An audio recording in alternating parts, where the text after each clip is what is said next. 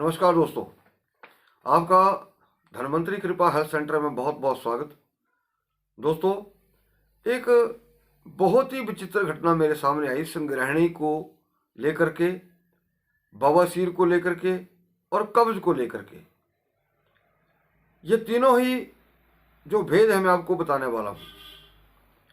तो दोस्तों, मैं चाहूँगा कि आप इस वीडियो को ज़्यादा से ज़्यादा लोग लाइक करें, इस वीडियो को शेयर करें और इस चैनल को भी आप लोग जरूर सब्सक्राइब करें।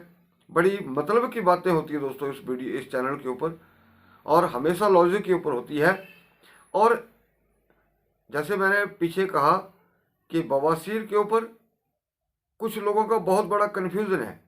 बवासीर को लेकर, कब्ज को लेकर संग्रहणी को लेकर के और अपचन को लेकर के और अल्सरेटिव कोलाइटिस को लेकर के, ये 4-5 चीज़ें हैं। बहुत सारे लोग जो हैं बहुत गलत ट्रीटमेंट खुद ही कर रहे हैं, बिना असलियत जाने, न किसी को बताते हैं, ना कोई नाड़ी निरीक्षण कराते हैं, ना परीक्षण कराते हैं। तो ध्यान से सुनिएगा।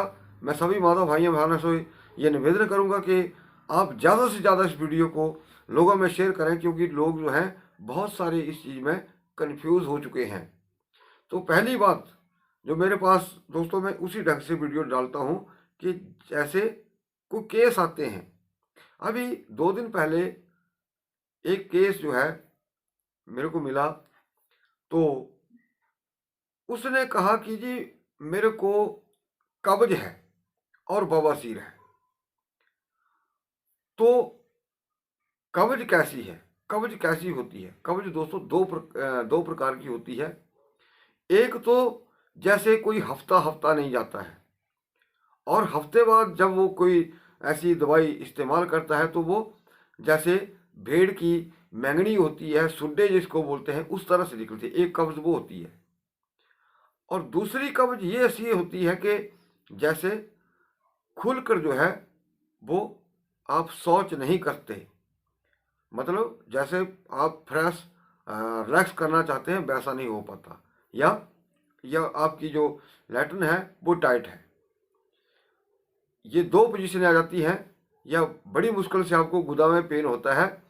अब इसके बाद उसके कारण जो सुड्डे हैं, या आपको बड़ी तकलीफ से मल त्याग करना पड़ता है, उसकी वजह से भी आपके गुदा के अंदर कई बार अंदर जो है बहुत नरम स्किन होती है। जैसे हमारे होंठ होते हैं, जरा सा नाखून का कट भी लग जाता है तब भी हमारा होंठ जो छिल जाता है, खून निकलना शुरू हो जाता है। वैसे ही अंदर जो है वो अंदर का मसल जो है बहुत नरम है, नाजुक है।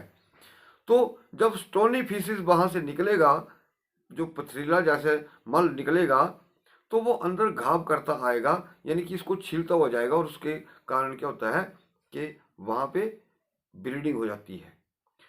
और जब ऐसा बार बार होगा तो बहुत सारे लोग जो हैं उसको क्या कहते हैं कि बवासीर हो गई। हाँ, कॉन्स्टिपेशन से बवासीर होती है, लेकिन इस चीज को भी के कुछ लोग जो है बवासीर समझ जाते हैं कि बवासीर है। दूसरा पहलू कि जो व्यक्ति जैसे सुबह गया, फिर कुछ खा लिया, फिर मोशन बन गया, फिर खा लिया, यानी कि दिन में 4-5 बार जाएगा वो व्यक्ति। जब वो थोड़ा थोड़ा करके 4-5 बार जाएगा, तो दोस्तों जैसे ही वो सुबह उठेगा तो अब उसमें से पेट से कितना मल निकलेगा, क्योंकि दिन में ही उसने आधे से ज़्यादा तो त्याग कर दिया। तो सुबह जो है वो बहुत कम मल त्यागेगा, और उसको अनकंफर्टेबल महसूस होगा कि मैं पूरी तरह से फ्रेश नहीं हुआ। इसकी 2 वजह हैं, वात और पित्त। जब पेट में गर्मी हो जाती है और वायु का विकार हो जाता है, तो इस तरह से जो कई बार मल के माध्यम से खून में निकलता है, और आप सोचते हैं कि मेरे को कॉन्स्टिपेशन हो गया।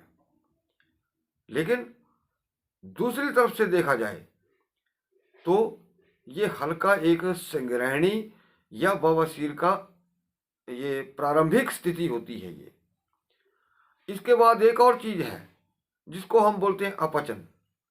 अपचन में क्या होता है कि जैसे मैंने चाय पी, मोशन बन जाएगा, थोड़ी देर बाद नाश्ता किया, फिर मोशन बन जाएगा, खाना खाएगा, केला खाएगा, फ्रूट खाएगा, उसी वक्त उसको मोशन हो जाएगा। ये होता है अपचन। हमारी अमावस्या जो है उसको पूरी तरह अन्न पूरा नहीं पचाती है, और वो अनपचा भोजन जो है वो मल के द्वारा निकल जाता है, जिसको हम बोलते हैं अपचन। ये अलग चीज है। लेकिन संग्रहणी में ऐसा नहीं होता है। संग्रहणी में आदमी को बार बार मोशन बनता है, और ये जो संग्रहणी वाले रोगी होते हैं, इनको क्या होता है कि हल्का पतला पतला भी लूज मोशन टाइप होता है, और दिन में 8-10 बार जाना पड़ता है। संग्रहणी के बाद बनता है दोस्तों कोलाइटिस, आंत की सोजिश, बड़ी आंत की सोजिश। और जब ये पक्के रोग के रूप में तब्दील हो जाती है चीज़, तो बाद में क्या होता है, ये बन जाता है अल्सरेटिव कोलाइटिस। तो कहने का मतलब ये है कि ये 4-5 चीज़ों में बहुत भिन्नता है। बहुत सारे लोग जो हैं कुछ अपनी मर्जी से ही संग्रहणी रोग की दवाएं खाना शुरू कर देते हैं। दोस्तों, मैं जब भी किसी का ट्रीटमेंट करता हूँ तो पहले पूरा पूछता हूँ, जांच पड़ताल करता हूँ, पूरी बात जानता हूँ, क्या खाते हो, क्या पीते हो, क्या आपको छोड़ना चाहिए, क्या नहीं छोड़ना चाहिए।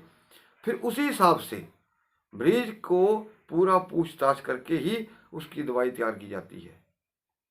तो कहने का मतलब ये है कि अगर इस किसी को मान लिया दिन में 4-5 बार मल त्याग करना की या शौच जाने की इच्छा होती है, या आपका मोशन बनता है, तो इस स्थिति को आप कॉन्स्टिपेशन ना समझें। और अगर इसको किसी को हल्की ब्लीडिंग भी साथ में आती है तो उसको बवासीर भी नहीं समझें, क्योंकि अंदर कई बार स्टोनी फीसिस या स्टोनी मल जो है आपका निकलेगा, तो अंदर से छीलता हुआ निकलेगा, जिसकी वजह से आपको क्या होगा कि ये मल आपका ब्लड जो है वो भी थोड़ा थोड़ा साथ में आएगा। इसके साथ दोस्तों एक और चीज़ हो जाती है कि जब आपका स्टोनी फीसिस निकलेगा तो गुदा को चीरता हुआ भी निकलता है। तो कई बार गुदा के अंदर चीरे भी लग जाते हैं, और जैसे कॉन्स्टिपेशन लगातार व्यक्ति को रहता है तो चीरे जो हैं वो और फटते रहते हैं और ज़्यादा गहरे हो जाते हैं, और जिसको हम बोलते हैं बगंधर और सॉरी फिशर। तो फिशर रोग जो है इसमें गुदा के अंदर चीरे लगते हैं, दरारें पड़ जाती हैं।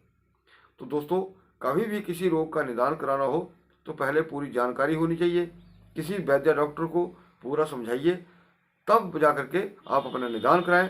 तो ये बहुत बड़ा इसमें डिफरेंस था जो मैंने आप लोगों के साथ शेयर किया। तो दोस्तों, मैं चाहूँगा कि आप इस वीडियो को ज़्यादा से ज़्यादा लाइक करें, शेयर करें, और इस चैनल को भी जरूर सब्सक्राइब करें। वीडियो को देखने के लिए आप सभी लोगों का बहुत बहुत धन्यवाद। नमस्कार।